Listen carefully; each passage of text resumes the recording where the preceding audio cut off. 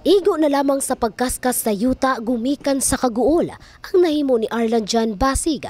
Aman sa mga batang naangin, human maug daw sa sunog ang ilang panimalay pasado alas 3 sa hapon kagahapon. Kung diin, dakong pangutanan niini.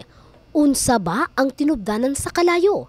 Wala sila'y linya sa kuryente. Wala usab kuno'y nagdaob ni atong tungura, apan kalit na lamang daw miulbo ang kalayo.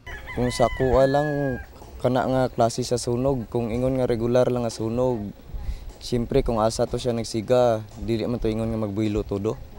Pero kato siya buo sabay ang pagkasunog sa palibot. Sabay siya.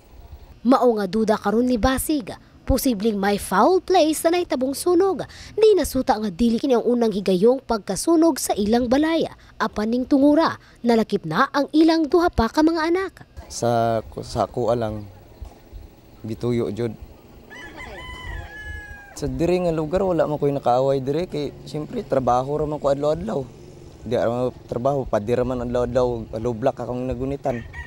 Kini usab ang pagtuo sa uyuan sa nasunugan. Bisan pa man og duda lamang daw kini, wala usab sila'y nakit ang posibleng motibo kung galing man kini tinuyuan. Ang ako na kunan ani murag di sa skuhan. Sa skora wa ta may bali gilabayon ba og sigarilyo. Pero sigarilyo dili ito madali-dali sikas lang gud.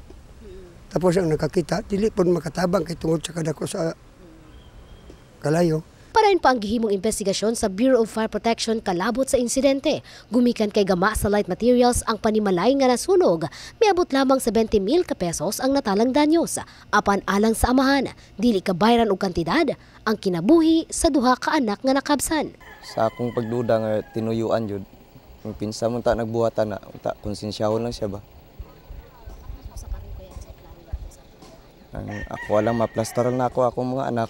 Sa pagkakaroon, ana-ana ang patayng lawas sa mga bata sa lokal nga purinarya ning Dakbayan samtang gipaabot usab sa pamilya nga nasunugan ang hinabang nga mahatag sa City Social Welfare and Development.